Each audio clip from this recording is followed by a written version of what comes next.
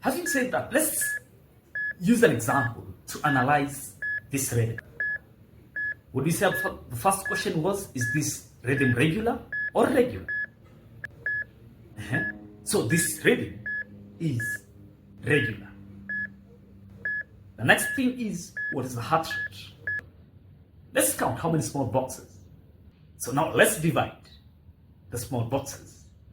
1500 divided by small boxes. So our heart rate for this rhythm is within this. Let's move to the P wave. Can you see a P wave in this rhythm? Yes, the P wave is present. Is it smooth and curved? Yes, we have a smooth and curved P wave. Does it appear before the QRS complex? Oh yes, it appears before the QRS complex. And the final thing is it within 3 small boxes? The answer is yes. That is to say, the P wave in this rhythm is normal. What about the QRS complex? Do we see P wave before NQRS complex? The answer is yes. And how many small boxes do we have? The QRS complex. So, as you can see, this is a narrow QRS complex. And whenever we have a narrow QRS complex, it's not a big problem. We're much concerned when it is more than 3 boxes. So this is a normal. No, the QRS complex is normal. So what's happening here is everything in this rhythm is normal. What's the name of this rhythm? So if everything was normal, then this is a normal sinus rhythm. Now let's analyze this rhythm with the first question. Regular or irregular? Let's measure. So this is a regular rhythm. Let's move to the second question. The heart rate. Do you have a P wave? From here, you can see the P wave. It cannot be clearly seen. It is buried with the T wave. You can see they are like combined with the T wave. So we don't have a clear P wave. There's a problem there. So from there, can we measure the PR? The PR in this will depend with the site of the pacemaker. It's not clear. Let's move to the last question.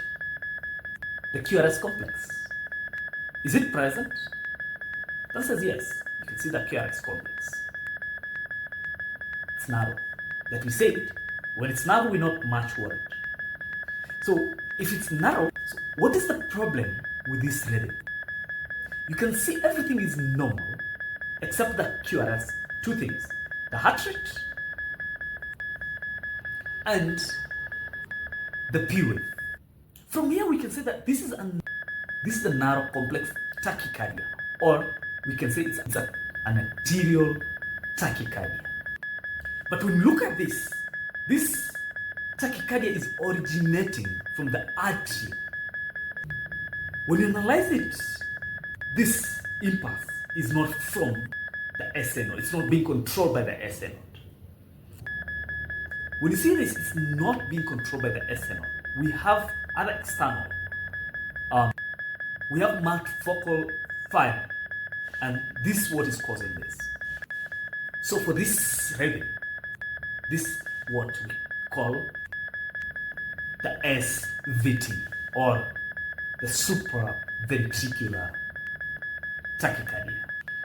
So one thing with this rhythm, to pick is it's a tachycardia, and the P wave and the T wave are buried. So let's analyze this one. Regular or irregular? So you can see we have sections of regular and irregularity. So we can say this is a irregular rhythm. What about the heart rate? So for this we have to measure at the point where we have regular rhythm and the point where we have irregular rhythm. So once we have that, let's get the heart rate of each. So you can see we don't have a problem when the heart rate is within 68, but we have a problem on the other side. So the problem is when we have a tachycardia. This patient is having normal heart rhythm time, then at times the heart rate gets into tachy. So we're not worried when the heart rate is within the normal range, but we're worried when it's a tachycardia. Okay, so we have a tachycardia. So now let's get to the next question. Do you have a P wave? For me, I can't see a P wave. There's no P wave here. So if there's no P wave, then I can't get the PR. So no PR also. Do you have the QRS complex? Yes, you can see clearly the QRS complex. So, what's the problem? We have a tachycardia. You can see the QRS complex. There's no problem here. But much of the problem is just above the atria. So, analyze this rhythm. Look here. What can you see? This is to say, the atria, you cannot see a clear wave, but it's like confused wave. This, we say the atria are fibrillating. There's no good conduction. It's just, the atria are fibrillating. And that's where the problem is. And that's why this rhythm, it gets the name from atrial fibrillation.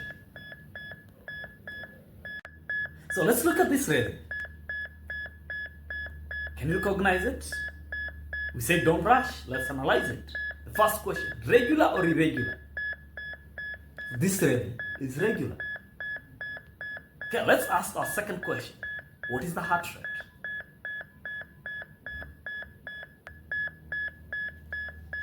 Let's use the 1500 method. So this is a tachycardia. Let's move to the next question. Do you have a P wave?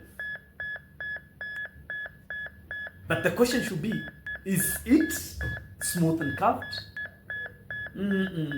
It's not smooth and curved. So as you can see, it is picked and it's like an F.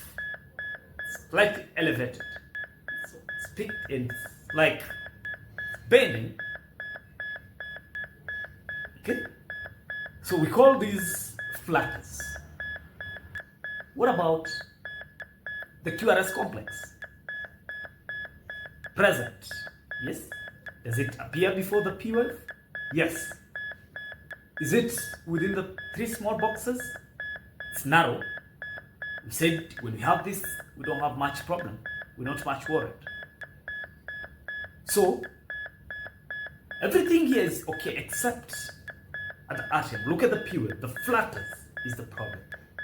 And we say it's a tachycardia. This rhythm is originating from the atrium.